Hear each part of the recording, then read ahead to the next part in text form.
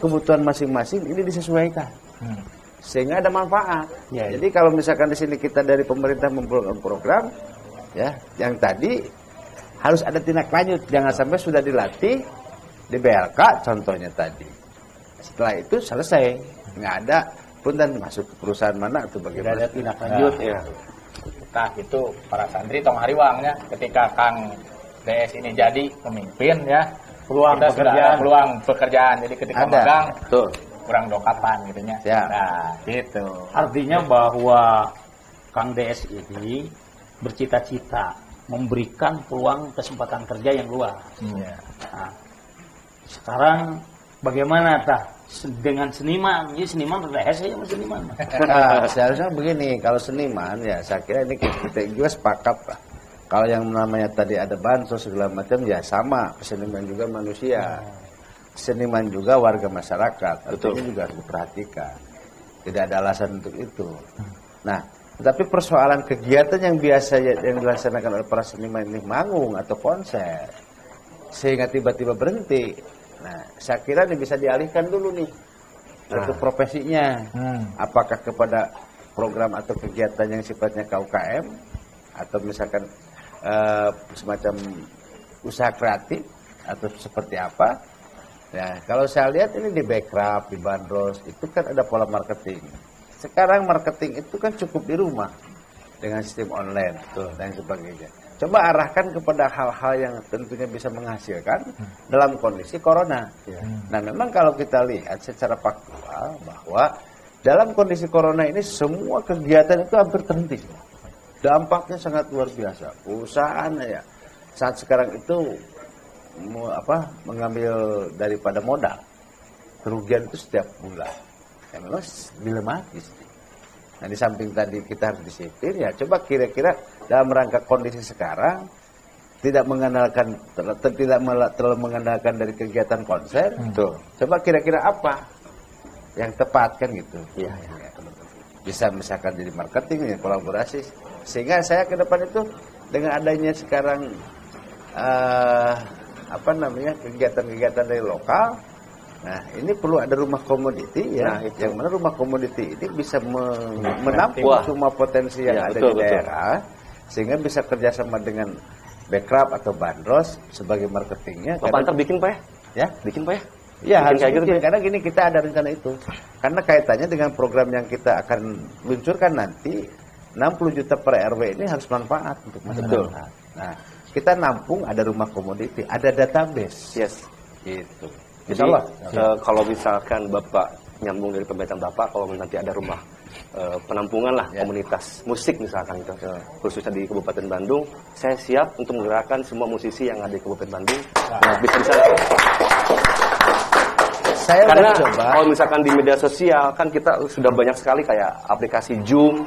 Kalau misalkan di rumah komunitas itu satu daerah satu band, satu daerah dua band, kita tampilkan, kasih support, kemungkinan masyarakat yang di dalam rumah juga, yang WFA juga bisa terhibur. Betul. Nih salah satu contoh ya, punten. Saya kemarin mengadakan sayembara untuk membuat lagu judulnya Bedas. Awalnya biasa-biasa, setelah diberikan, diinformasikan, ternyata ada 30 nih musisi Kabupaten Bandung yang bergabung. Betul. Nah, setelah itu ya, saya lihat ternyata potensi Kabupaten Bandung sangat luar biasa. Sangat luar biasa, Pak. Nah, kita kolaborasikan nanti ada wisata, ada seni budaya, ada kuliner. Nah, ini yang harus kita buka peluang itu. Sehingga nanti ke depan, angka pengangguran semakin berkurang, ya kan? Kegiatan di daerah semakin meningkat, sehingga PDRB dan per kapita juga meningkat. Pada akhirnya daya beli itu otomatis meningkat. Nah, kalau ini kegiatan secara normal nanti sudah berjalan, insya Allah kita akan maraton bahwa bagaimana masyarakat Kabupaten Bandung ini lebih cenderung punya kreativitas, punya karya-karya yang tentunya bermanfaat untuk masyarakat Kabupaten Bandung. Iya, kan? Kita punya bupati pintar, lalaki deh. Dari lalaki mah kuat atuh. Di mana Bandung bisa. Nah, coba mun ayeuna keringku lengkang. Nya, aya lalaki mah kuat atuh. Jelas. Betul. Mau pintar. Nya, Ya, tengah dukung mah. Amin. Ya mudah-mudahan dengan cita-cita apa yang dilakukan ini dapat dikabul oleh Allah. Amin. Tapi juga tong ngahilapkeun. Harus jadi mah ya musikus teh kan karunya. Kita bukalah agen-agen yang sudah kita punya persatuan, agen pariwisata, seni budaya dan paguyuban apapun itu. Ya, di Kabupaten Bandung kan ada ruang, ada tempat untuk berkreasi. Ya kita berikan, silakan. Itu ada gedung serbaguna, gedung kreativitasnya, monggo. Ya, kira-kira yang kegiatan-kegiatan yang sifatnya kemasyarakatan ya jangan komersial lah, ya kan, supaya kreativitas ini bisa lebih meningkat. Kecuali kalau yang sewa gedung dari luar itu ya mau enggak, itu mau komersial. Nah, tetapi kita akan jawab nanti pada suatu saat nanti kita akan membuat database di masing-masing kecamatan itu siapa saja sih orang-orang yang berpotensi, sehingga kita paham. Gitu. Bisa misalkan kita connecting antar daerah, ya dalam konteks misalkan saling mengisi. Betul. Oh di sini misalkan kecamatan Kertasari punya potensi apa, di sini memerlukan, kita bisa silang. Apalagi tadi musisi. Kalau misalkan kita bisa dikembangkan, ini kan bisa jadi properti, bisa industri. Tuh, tentang musik. Di Kabupaten Bandung kita punya yang namanya Padepokan yang diprakarsai oleh Giri Harja. Itu juga salah satu lahan potensi untuk berkreasi, untuk berkarya suatu masyarakat, sehingga alhamdulillah kemarin saya udah berkumpul dengan seniman-seniman di Kabupaten Bandung dengan baru biasa-biasa hanya bikin sayembara lagu, ya alhamdulillah. Kita bisa bersilaturahmi sehingga bisa memahami dan bisa menampung keinginan seniman di Kabupaten Bandung bagaimana langkah-langkah kita ke depan. Gitu. Ya, begitu sahabat ya. Jadi kalau saya sih melihatnya dari sisi bahwa dari dua calon yang lain adalah perempuan, ini satu-satunya calon laki-laki ya. Amin. Sebagai imam kan Ari Jaluk Pamuna Anissa adalah kita pamimpin kan gitu. Jadi itu salah lamun orang milih pamimpin. Cuman satu hal yang ingin saya tanyakan Pak, ini ya mah kira-kira ketika kami dari para santri gitu ya memberikan dukungan kan gitu ya untuk istilahnya mah memenangkan Bapak kan gitu. Nah, timbal baliknya dukungan kepada kami dalam hal ini apa yang akan bisa disupport gitu. Dan harus ke siapa gitu. Saya kira bahwa tugas daripada khalifah itu kan tiga hal. Allah memerintahkan Rasulullah itu hanya 3 tugas. Pertama, bagaimana supaya umatnya bisa beribadah. Artinya, di sini punya kewajiban daripada pemerintah atau kepala daerah, bagaimana pendidikan formal maupun non formal ini bisa diterima oleh masyarakat. Karena pendidikan itu adalah hak daripada masyarakat. Itu pelayanan dasar yang harus diberikan oleh pemerintah kepada masyarakat. Artinya, baik sarana prasarana pendidikan dan sebagainya ini dipersiapkan. Termasuk siapa SDM-nya. Katakan di sini para santri dan sebagainya. Saya kira punten, saya sudah siap bahwa untuk ke depan saya terpilih jadi Bupati Kabupaten Bandung. Saya sudah mempersiapkan 100 miliar untuk insentif para ustadz-ustadz saya. Dan saat ini saya melihat secara langsung bahwa perlakuan terhadap ulama para asatid ini belum mumpuni. Kenapa? Saya katakan, kalau tidak ada peranan para ulama belum tentu kita merdeka. Kalau nggak ada peranan para ulama atau para santri dan sebagainya, belum tentu kita bisa nyaman. Belum tentu kita bisa melaksanakan sholat. Siapa yang punya ilmu itu? Nah itu, saya kira bahwa ke depan kita harus fokus dan memperhatikan ada 16.300 ustadz-ustadz Kabupaten Bandung. Saya siapkan insentif Rp500.000 plus dengan BPJS gratis setiap bulannya.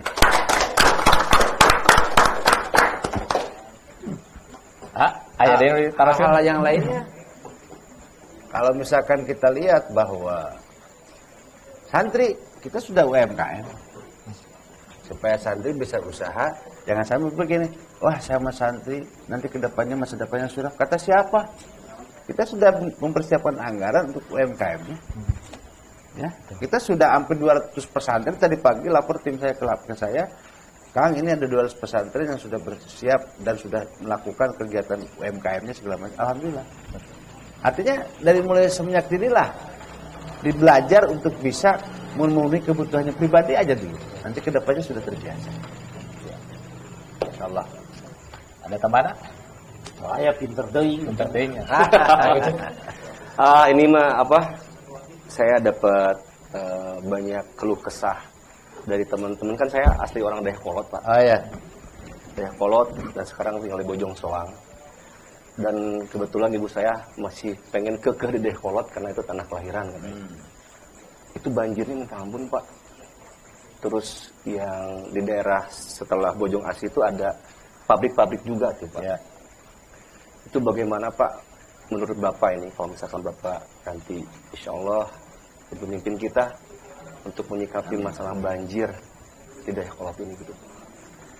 Saya kira masalah banjir itu sudah terjadi tahun 1918. Betul. Kondisi banjir Kabupaten Bandung saat sekarang itu di sekitar luasan 4.896 hektar. Ada 9 strategi yang harus dilakukan bagaimana mengurangi, bukan menghilangkan, mengurangi banjir. Kalau toh ini 9 strategi dilakukan dalam rangka mengurangi banjir, itu masih menyisakan yang banjir 486 hektar. Artinya banjir di Kabupaten Bandung itu nggak bisa hilang. Hanya dalam konteks mengurangi tadi, ada 9 langkah yang harus dilakukan. Pertama, di daerah Dayakolot itu yang berdampingan dengan Balai Endah itu harus dibuatkan situ anil minimal 100 hektar. Maka kalau itu dibuatkan danau 100 hektar dengan kedalaman 10 meter, ini bisa menyelamatkan sekitar kurang lebih 2.000 hektar. Logikanya seperti itu. Jadi fungsi danau itu ada 4. Bahwa pertama untuk menampung air sementara sebelum masuk kepada Sungai Citarum. Yang kedua bisa diolah menjadi water treatment sehingga bisa dijual kepada pabrik atau rumah-rumah bekerja sama dengan PDAM. Yang ketiga, danau tersebut bisa dijadikan tempat wisata. Yang keempat, itu bisa menumbuhkan ekonomi baru. Nah, kalau itu dilakukan, insya Allah ini bisa mengurangi. Persoalannya, siapa yang mempunyai kewenangan untuk mengatasi masalah banjir? Ya APBN atau pusat, pemerintah pusat. Ya kami, kalau saya terpilih jadi Bupati Kabupaten Bandung, ya kita akan dorong bagaimana supaya di wilayah Anit ini dibuatkan danau yang kurang lebih sekitar 100 hektar. Atau yang kedua, kita lakukan persuasif dengan perusahaan-perusahaan yang ada di sekitar. Yuk kita sama-sama swadaya bagaimana untuk mengantisipasi ini. Karena saya yakin setiap satu kali banjir, perusahaan ini mengalami kerugian 1 miliar per hari. Daripada kita satu hari misalkan kerugian 1 miliar, katakan 2 minggu banjir, berarti kan 14 miliar. Ya. Kalau misalkan itu ada 400 perusahaan kali misalkan 14 miliar, artinya kurang lebih 600 miliar pada ruang lingkup itu. Daripada setiap ini banjir, lebih baik swadaya semuanya perusahaan beli tanah nih. Yuk kita sama-sama untuk konstruksinya, ya kita minta kepada Pak Presiden lah untuk segera dikerukan gitu. Dengan swadaya itu insya Allah bisa terlaksana. Terus yang kedua, bukan hanya Dayakolot dan Balai Endah saja, termasuk daerah saya Tegaluar kebanjiran. Sekarang ada TOD 340 hektar. Kalau itu nggak diimbangi dengan danau, ya tetap banjir. Nggak ada solusi. Solusinya, rencana tata ruang wilayah ini harus dipatenkan, ditindaklanjuti dengan rencana tata ruang kecamatan, RDTRK-nya, apalagi dengan DED-nya. Saya yakin keputusan dan kebijakan ini akan disiplin terhadap peraturan yang ada. Yes. Ya, alhamdulillah sahabat ya. Kita sudah mendengarkan tadi ulasan dari berbagai macam obrolan dengan Kang Des ini. Kang Pojan mah pintar teuing gitu nya. Ampun. Tapi kita berpegang pada satu hal ya sahabat. Allah tidak akan merubah ya nasib satu kaum ketika kaum itu tidak merubahnya sendiri. Di sini ada Kang Des yang siap merubah tatanan Kabupaten Bandung. Mudah-mudahan Allah ngijabah. Ayo orang dukung ku urang saya sadayana nya. Dukung bedas nomor 3. Nomor 3. Ya, akhirnya obrolan kita sudah sampai di sini. Hatur nuhun Kang Dadang, hatur nuhun Kang Tojan. Terima kasih Pak yang sudah memberikan waktunya. Dakwahnya terus berjalan. Amin. Terima kasih Pak. I love you. Hatur nuhun.